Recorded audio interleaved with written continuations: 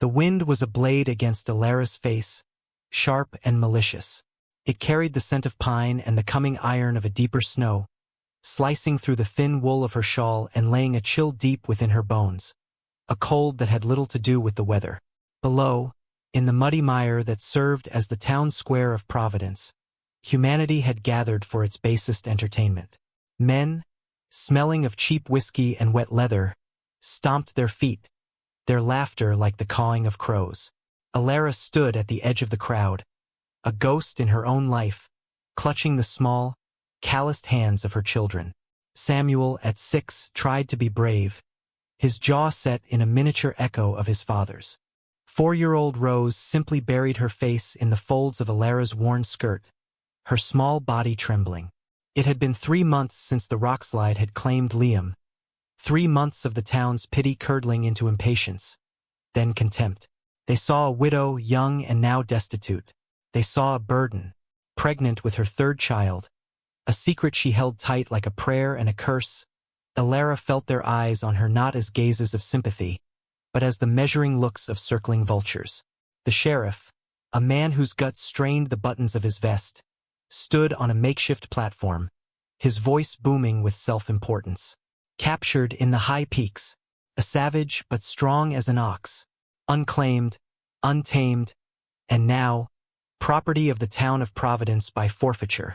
He gestured behind him. There, chained to a post, was a man. He was huge, a creature of the mountains hewn from rock and shadow. His hair and beard were a wild, dark tangle, his skin weathered by sun and wind. He wore buckskins torn and stained, but it was his stillness that silenced the air around him. While the crowd jeered, he simply stood, his gaze fixed on some distant point beyond the squalor, an unnerving calm in his broad chest. He didn't seem captured, he seemed merely paused. A tremor of something other than fear went through Alara. It was a flicker of recognition, not of the man, but of the dignity he held in his chains. It was a defiance she had forgotten she possessed. "What's he good for?" a man yelled. "Hard labor, mucking out your stables, hauling your timber. He don't speak, but he understands the whip," the sheriff bellowed back, cracking one for emphasis. The leather sang through the air, but the man did not flinch. His eyes, the color of a stormy sky, slowly swept over the crowd, dismissing them all. Alara's supplies were nearly gone. The woodpile was a sorry mound of splinters. The cabin Liam had built felt vast and empty, its silence a constant scream. Every night, she lay awake, the weight of her unborn child a heavy anchor, and listened to the wind howl like a predator outside her door. She was failing. The thought was a shard of ice in her gut. She could not feed her children through another winter. She could not protect them. Despair was a physical thing, a black pit opening at her feet. Then the bidding started. $1. 2. The numbers were paltry, insults meant to underscore the man's worthlessness. $5 from a rancher who owned the North Range. The price stalled. Alara's hand, as if of its own accord, went to the small pocket sewn into her dress. Her fingers found the cold, smooth weight of a single silver dollar. It was the last thing Liam had given her, pressed into her palm the morning he'd left. "For luck, Alara," he had whispered, his smile as warm as the rising sun. "To buy yourself something pretty." The memory was so vivid it stole her breath. Something pretty. She looked at the man on the platform, at the unyielding line of his back, the raw power held in check. She saw the vast, lonely wilderness in his eyes. He was not pretty. He was terrifying. He was enduring. He was everything she was not. The sheriff was about to close the bidding. $5 going once. A reckless, insane impulse surged through her. A final, desperate flare against the encroaching darkness. It was a cry into the void. Before she could think, before she could be sensible, her voice, thin but clear, cut through the noise. $1. A stunned silence fell. The crowd turned as one, their faces a mixture of confusion and ridicule. The sheriff squinted, his piggy eyes finding her. "What was that, Mrs. Blackwood?" He used her name like a weapon, reminding everyone of her station. Alara's heart hammered against her ribs. Samuel squeezed her hand tighter. She had to swallow before she could speak again, forcing the words out past the lump of fear in her throat. "That's not how this works," she said, her voice stronger now. "You didn't set a reserve. The bid is $5. My bid is not an increase. It is the only other bid made. The law of auction is for the highest offer, not the latest." She had no idea if this was true, but she said it with a conviction that came from having absolutely nothing left to lose. The words were a ghost of her father, a lawyer who had believed in the power of precise language. A ripple of murmuring went through the men. The rancher who had bid $5 spat on the ground, a sneer twisting his lips. "Let the widow have him. What's she gonna do with him? Serve him tea?" The crowd laughed, a cruel, ugly sound. The sheriff, looking cheated but cornered by the strange, archaic formality of her words, scowled. "Fine. The savage is yours, widow." For $1 he slammed the gavel down. Alara walked forward, her legs unsteady. She ignored the stares, the whispers. She reached the platform and held up Liam's silver dollar. As the sheriff snatched it from her palm, she looked at the mountain man. For the first time his eyes met hers. They were not cold or savage. They were deep, intelligent, and held an ocean of something she could not name. The sheriff unlocked the chains from the post, leaving the manacles on his wrists. "He's your problem now." The man stepped down from the platform. He was even taller up close, a giant who blocked out the gray sky. He stood before her, waiting. The crowd melted away, their sport concluded. Alara was left alone in the mud with her 2 children and the man she had just bought for a silver dollar. The journey back to the homestead was a silent ordeal. The man, whose name she did not know, walked behind her and the children, his steps unervingly quiet for a person of his size. Alara could feel his presence like a weight on her back, a constant, looming shadow that was both a comfort and a terror. The mile-long path, worn into the earth by Liam's boots, felt impossibly long. Samuel kept glancing over his shoulder, his small face a mask of awe and fear. Rose refused to look at all, her hand a permanent fixture in Alara's. When they finally reached the small clearing where the cabin stood, a bastion against the encroaching forest, the man stopped. He surveyed the property, the dwindling woodpile, the fence rail broken by a fallen branch, the roof that sagged in one corner. His gaze missed nothing. Alara saw it all through his eyes and felt a hot flush of shame. It was a portrait of her failure, stark and undeniable. She gestured numbly toward the barn, a small, drafty structure leaning against the wind. "You can stay in there." It was all she could manage. He gave a single, almost imperceptible nod and walked toward it, disappearing into its shadowy interior without a backward glance. That night, sleep did not come. Alara lay in her cold bed, listening. She heard the familiar groans of the cabin, the skittering of a mouse in the walls, the relentless sigh of the wind. But now there was a new sound, a rhythmic, steady thump, thump, thump. Took her a moment to place it. He was chopping wood. She crept to the window and peered out into the moon-drenched clearing. In the silvery light, she could see his powerful form, the swing of the axe clean and efficient. He worked without pause, his movements economical and strong. He was not working like a slave under duress. He was working like a man with a purpose. He was building her a fortress of firewood against the coming winter. The next morning, a towering stack of perfectly split logs stood beside her door, higher than she was tall. Of the man there was no sign.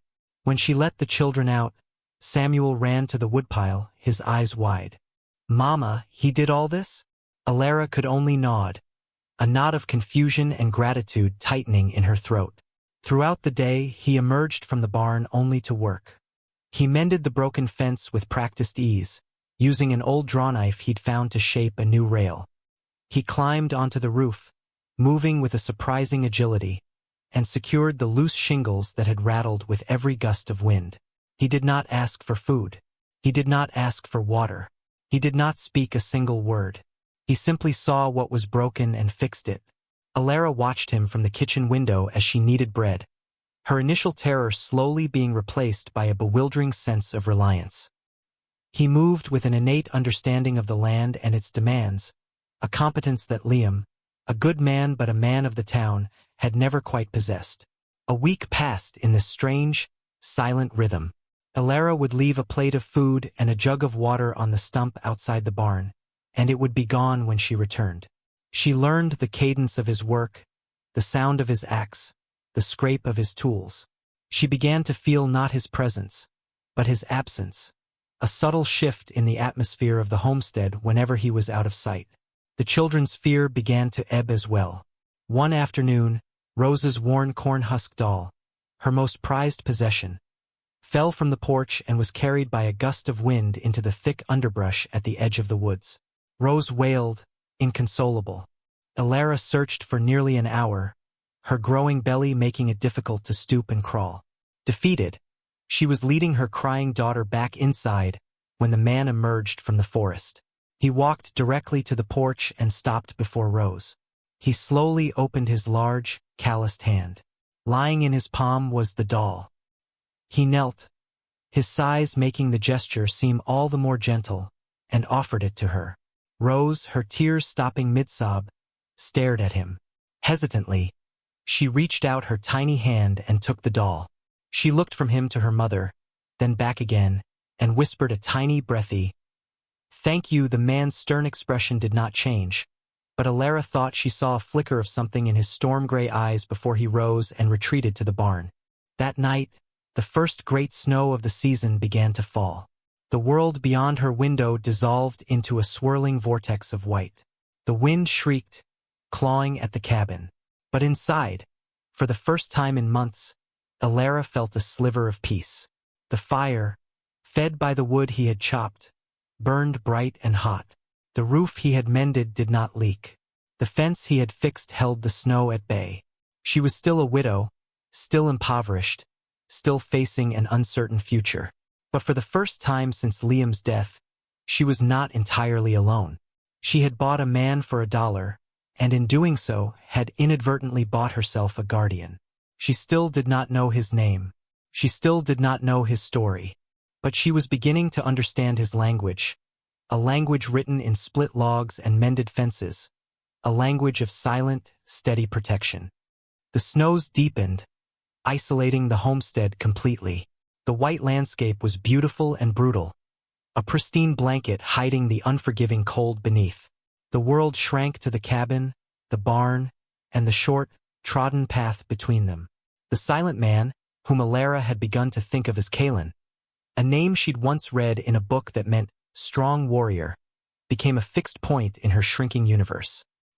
He hunted, returning with rabbits or a brace of grouse slung over his shoulder, which he would leave hanging near the door without ceremony. He reinforced the cabin's foundation with stones and packed mud, sealing the drafts that had always plagued her winters. His presence was a constant, quiet hum of capability. The fear Alara had once felt had transformed into a deep, abiding curiosity. She watched him, studying the deliberate way he moved, the focus in his eyes as he worked. There was no wasted motion, no hesitation. He was a part of the mountain, and he had brought a piece of its unyielding strength to her doorstep. Her own strength began to return in tandem. With the immediate threats of cold and starvation held back by his labor, she found the space to breathe, to grieve Liam properly, to feel the flutters of the new life inside her not as a burden, but as a promise. One frigid afternoon, as twilight bled purple and gray across the snow, the sound of hoofbeats tore through the quiet. It was an alien sound in their isolated world. Alara's heart leaped into her throat. She peered through the window to see 3 figures on horseback emerging from the treeline, dark shapes against the snow. It was the rancher, a man named Barlow who had bid $5 at the auction, and 2 of his hired hands. They looked mean, their faces red with cold and drink. Kalen, who had been clearing a path to the well, straightened up, the shovel held loosely in one hand. He did not move toward them, nor did he retreat. He simply stood, a silent sentinel between the riders and the cabin. Alara herded the children into the bedroom, her hands shaking. "Stay here. Do not make a sound. She took a deep breath, grabbed Liam's old hunting rifle from above the mantel. It was heavy, unfamiliar in her hands, and stepped outside, pulling the door shut behind her. The cold hit her instantly. "Mrs. Blackwood?" Barlow sneered, his horse stamping impatiently. "We've come for our property." "He is not your property," Alara said, her voice steadier than she felt. The rifle felt like a clumsy bluff, but she held it firmly. "I paid for him." The sheriff said so. Barlow laughed, a harsh, grating sound. "You paid $1. A joke. I'm here to collect what's mine. That savage is worth 10 times what I offered. He'll work the winter in my logging camp." He looked past her, at Kalen. "Get over here, you." Kalen did not move. His gaze was fixed on Barlow, flat and unreadable. "I won't let you take him," Alara stated, planting her feet. A new resolve, born of his quiet protection, hardened within her. This man had guarded her family. Now she would stand for him. Barlow's eyes narrowed. "You and what army, widow? You're alone out here. No one would even know." "Step aside." One of his men dismounted, a length of rope in his hand, and started walking toward Kalen. Kalen didn't shift his stance, but a change occurred. It was subtle, a coiling of tension in his powerful shoulders, a sudden, predatory focus in his eyes that made the air crackle. He was no longer a quiet laborer. He was a cornered wolf. He let the shovel drop softly into the snow. The hired hand faltered, his bravado wavering in the face of that lethal stillness. "He's just one man, Jed," Barlow barked. But Jed was looking at the way Kalen stood, at the promise of violence held in perfect check, and he was no longer so sure. Alara saw it too.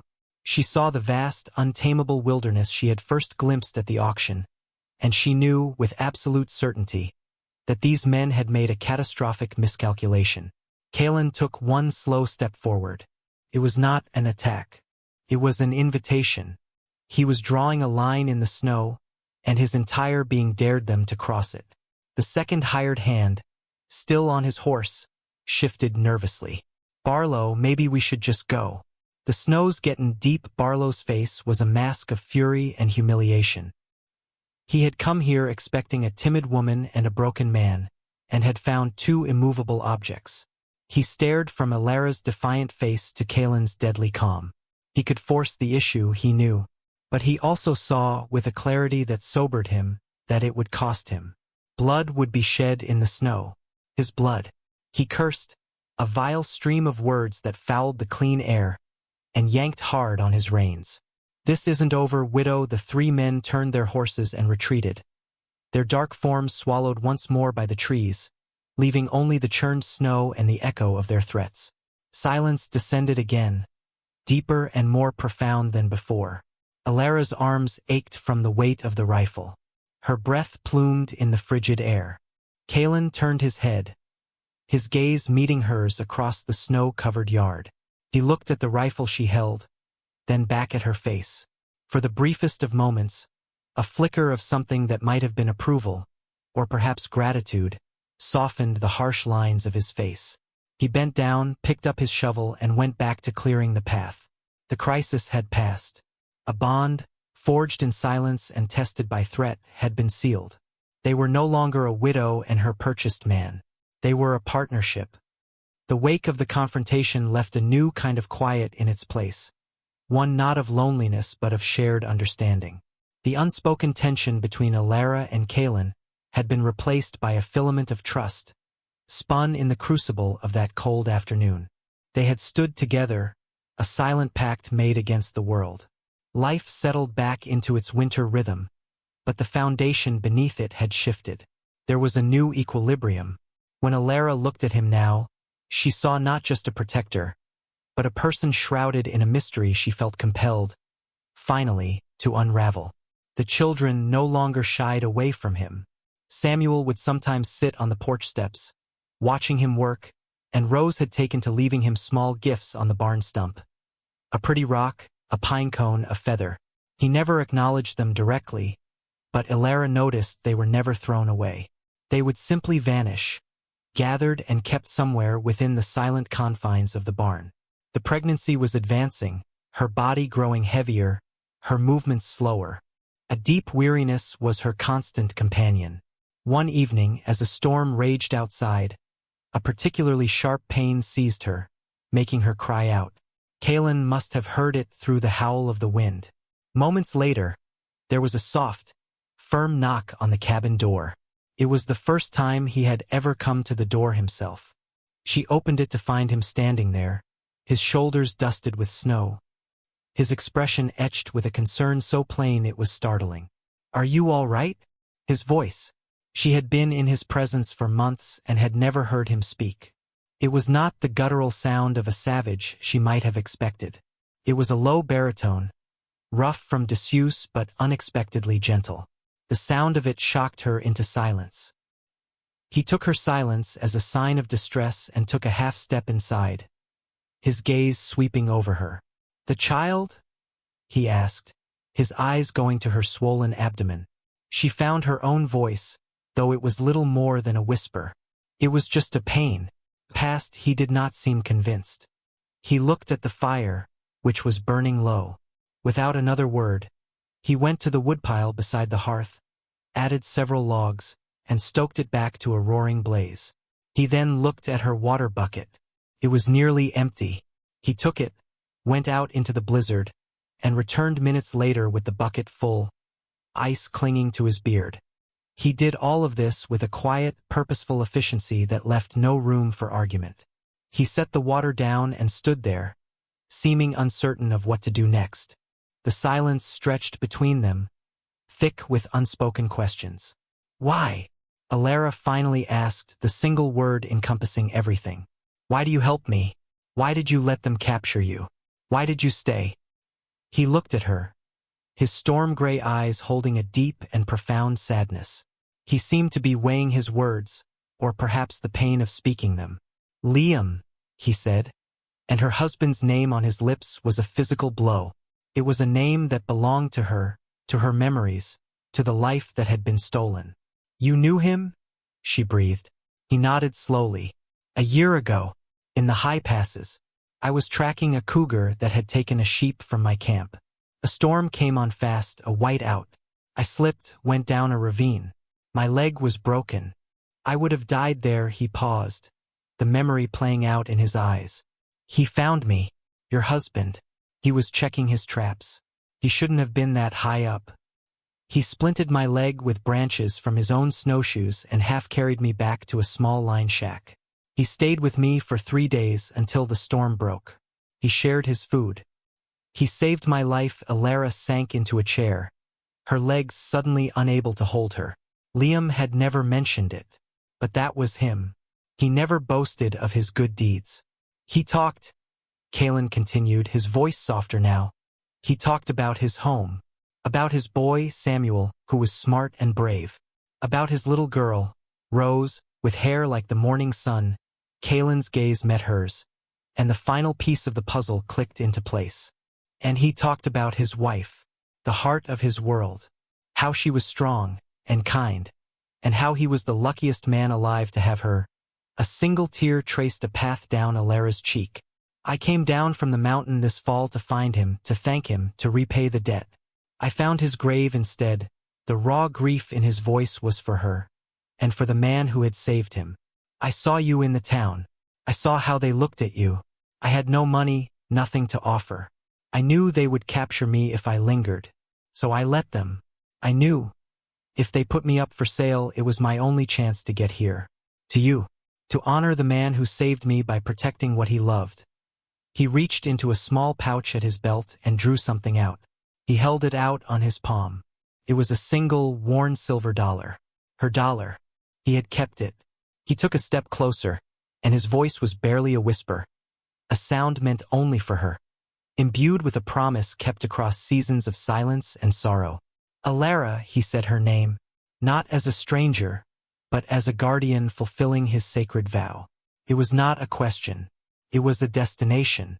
The fire crackled, warming the small cabin against the storm. The wind still howled, but it no longer sounded like a predator. It was just the wind. The future was still a vast, snow-covered wilderness, But she was no longer facing it alone.